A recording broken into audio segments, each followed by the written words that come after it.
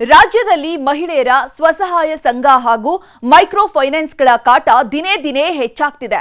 ಸಾಲ ಕೊಟ್ಟ ನೆಪದಲ್ಲಿ ಜೀವ ಹಿಂಡೋದಕ್ಕೆ ಶುರು ಮಾಡಿದ್ದಾರೆ. ಬೆಳಗಾದ್ರೆ ಸಾಕು ಮನೆ ಮುಂದೆ ಬಂದು ಚಿತ್ರಹಿಂಸೆ ಕೊಡ್ತಿದ್ದಾರೆ. ಹೀಗಾಗಿ ಸಾಲ ಪಡೆದು ಹೆಣ್ಮಕ್ಕಳು ರವರುವ ನರಕ ಅನುಭವಿಸುತ್ತಿದ್ದಾರೆ. ಯಾರ ಕಟ್ಟಲಿಲ್ಲ ಅಂದ್ರೆ ನಮ್ಮನೆ ತಕ್ಕ ಬಂದು ನಿಂತ್ಕೊತಾರೆ. ತಿಥಿ ಕಾರ್ಡ್ ತಗೊಂಡ್ಬಂದು ಕೊಟ್ಬಿಟ್ಟು ನಾವು ಮನ್ನಾ ಮಾಡ್ಕೊತೀನಿ ಅಂತ ಕೇಳಿದ್ರು.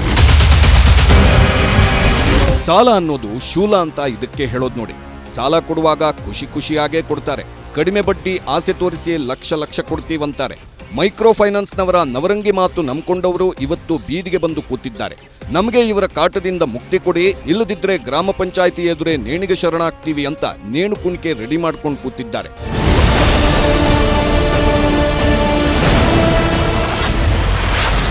ಮೈಕ್ರೋ ಫೈನಾನ್ಸ್ ಕಾಟ 25 ಮಹಿಳೆಯರ ಪರದಾಟ. ಹಣಕ್ಕಾಗಿ ಕಾಡಿಸ್ತಾರೆ, ಬದುಕಿದ್ದವರ ತಿಥಿ ಕಾರ್ಡ್ ಕೊಡಿ ಅಂತಾರೆ. ತಿಥಿ ಕಾರ್ಡ್ ಕೊಟ್ಬಿಡಿ ಅಂತ ಅವರು ಅಂದ್ರು. ಇವರೆಲ್ಲರೂ ಮೈಕ್ರೋ ಫೈನಾನ್ಸ್ನಿಂದ ಸಾಲ ಪಡೆದವರೇ.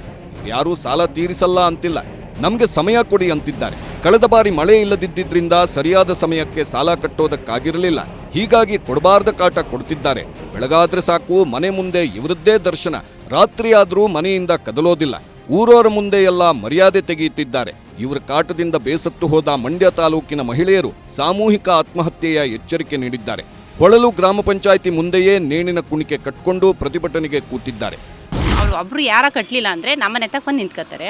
ನಿಂತ್ಕೊಂಡು ಅದು ರಾತ್ರಿ 9:30 10 ಗಂಟೆ ಗಂಟ್ಲುವೆ ನಮ್ಮ ಗಂಡ ತಿರುಗಿ ಜಗಳ ತಂದು ಮಡಗಿದ್ರು. ಅವರು ಒಬ್ಬರು ಸಂಗ್ರಹದಲ್ಲಿ ನಾವು ಸಂಘ ಎತ್ಕೊಂಡಿದ್ದೀವಿ. ಅವನು ಅಂತ ತಿಥಿ ಕಾರ್ಡ್ ಕೊಟ್ಬಿಡಿ ಅಂತ ಅವರು ಅಂದರು. ಮತ್ತು RBL ಅಂತ ರಘು ಸರ್ ಅಂತ ಅವರು ನಿಮ್ಮ ತಿಥಿ ಕಾರ್ಡ್ ತಗೊಬಂದು ಕೊಟ್ಬಿಟ್ಟು ನಾವು ಮನ್ನಾ ಮಾಡ್ಕೊತೀನಿ ಅಂತ ಕೇಳಿದ್ರು. ಮಂಡ್ಯ ಜಿಲ್ಲೆಯಲ್ಲಿ ಮೈಕ್ರೋ ಫೈನಾನ್ಸ್ ಜೊತೆ ಸ್ವಸಹಾಯ ಸಂಘಗಳ ಹಾವಳಿಯೂ ಮಿತಿಮೀರಿದೆ. ಹೀಗಾಗಿಯೇ ಮೊನ್ನೆಯಷ್ಟೇ ಮಳವಳ್ಳಿ ಶಾಸಕ ನರೇಂದ್ರ ಸ್ವಾಮಿ ಧರ್ಮಸ್ಥಳ ಸಂಘದ ವಿರುದ್ಧ ಹರಿಹಾಯ್ದಿದ್ದು. ಹೆಸರಿಗಷ್ಟೇ ಧರ್ಮಸ್ಥಳ ಸಂಘ, ಆದ್ರೆ ಅದರಲ್ಲಿ ಧರ್ಮದ ಕೆಲಸವೇ ಇಲ್ಲ. 40% ಬಡ್ಡಿ ವಸೂಲಿ ಮಾಡುತ್ತಿದ್ದಾರೆ ಅಂತ ಆರೋಪ ಮಾಡಿದ್ರು. ಆದ್ರೆ ಅಲ್ಲಿ ಧರ್ಮದ ಕೆಲಸ ನಡೀತಲೇ ಇಲ್ಲ. ಅರ್ಜೆಂಟ್ ದುಡ್ಡು ಸಿಕ್ತು 10,000 20,000 ಅಷ್ಟೇ. ಖಾಸಗಿ ಫೈನಾನ್ಸ್ಗಳಿಂದ ಕಿರುಕುಳದ ಆರೋಪವನ್ನ ಮಾಡ್ತಾ ಇದ್ದಾರೆ ಮಹಿಳೆಯರು. ಯಾವಾಗ ಈ ಬಗ್ಗೆ ನ್ಯೂಸ್ 18 ನಿರಂತರ ಸುದ್ದಿ ಪ್ರಸಾರ ಮಾಡ್ತೋ ತಹಶೀಲ್ದಾರ್ ಓಡೋಡಿ ಬಂದಿದ್ದಾರೆ. ಮಹಿಳೆಯರ ಜೊತೆ ಸಭೆ ನಡೆಸಿ ಧೈರ್ಯ ತುಂಬಿದ್ದಾರೆ. ಜೊತೆಗೆ ಫೈನಾನ್ಸ್ ಕಂಪನಿಗಳಿಗೆ ಎಚ್ಚರಿಕೆ ನೀಡೋ ಅಭಯ ನೀಡಿದ್ದಾರೆ.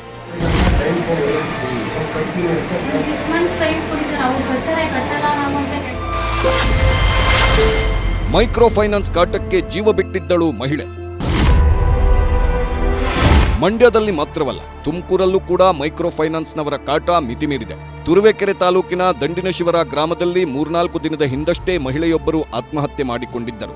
ಸಾಲ ಕೊಟ್ಟ ಸಿಬ್ಬಂದಿಯ ಕಾಟ ತಾಳಲಾರದೆ ನೇಣಿಗೆ ಶರಣಾಗಿದ್ದರು. ಇಷ್ಟೇ ಅಲ್ಲ, ದೇವನಹಳ್ಳಿ ತಾಲೂಕಿನ ವಿಜಯಪುರ ಗ್ರಾಮದಲ್ಲೂ ಫೈನಾನ್ಸ್ ಕಂಪನಿಯವರು ವೃದ್ಧ ದಂಪತಿಗೆ ನರಕ ತೋರಿಸಿದ್ರು. ಮನೆಯೊಳಗೆ ಕುರಿ, ಮೇಕೆ, ಕೋಳಿಗಳನ್ನ ಕೂಡಿ ಹಾಕಿ ಬೀಗ ಹಾಕಿದ್ರು.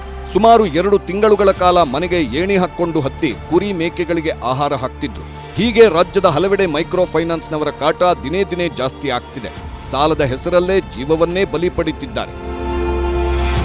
Bureau report, news 18. ಕನ್ನಡಿಗರ ಮೆಚ್ಚಿನ ನಿಮ್ಮ ನ್ಯೂಸ್ 18 ಕನ್ನಡ ಈಗ ವಾಟ್ಸ್ಆಪ್ನಲ್ಲಿಯೂ ಲಭ್ಯ. ಕರ್ನಾಟಕ ಮತ್ತು ದೇಶ ವಿದೇಶದ 360 ಡಿಗ್ರಿ ಸುದ್ದಿ ವಿವರವನ್ನ ನೀವು ನಿಮ್ಮ ಕೈ ಬೆರಳುಗಳಲ್ಲಿಯೇ ಪಡೆಯೋದಿಕ್ಕೆ ಈ QR ಕೋಡ್ ಅನ್ನ ಸ್ಕ್ಯಾನ್ ಮಾಡಿ. ನಮ್ಮ ಚಾನೆಲ್ ಅನ್ನ ಫಾಲೋ ಮಾಡಿ, ನೋಟಿಫಿಕೇಶನ್ ಆನ್ ಮಾಡಿ.